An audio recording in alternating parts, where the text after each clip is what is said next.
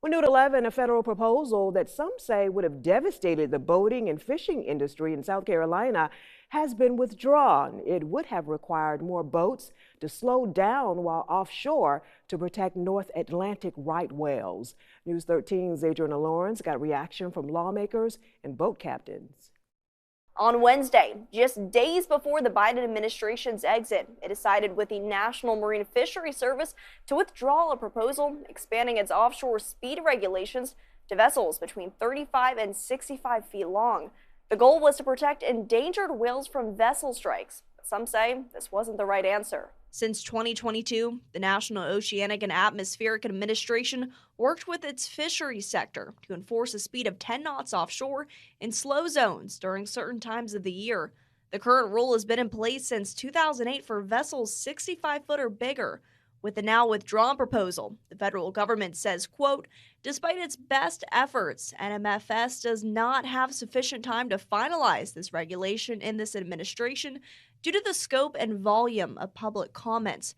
The number of comments they received, 90,000. South Carolina's 7th District Congressman Russell Fry says it's because it would have threatened many livelihoods. Washington, D.C. gets a lot of things wrong, including this proposed rule. So it was good that they actually listened to the people that were going to be impacted by this decision.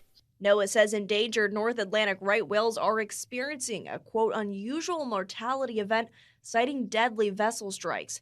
NOAA reported in 2022 fewer than 350 right whales remain.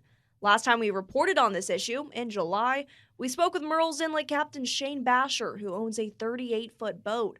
We caught up with him to hear his reaction, and he still says in his 25 years of running charters, he's only ever seen 1 or 2 right whales. It's definitely a big, a relief that that's one less thing, I guess, that we have to worry about. I mean, we're already pretty regulated on a lot of issues. But he's still wary of another potential proposal in the future. Hopefully, same thing, we'll get a heads up on it, and, if it's silly and doesn't make sense, and hopefully enough people can comment and it won't get passed. NOAA says this decision would not stop it from trying to propose rules in the future.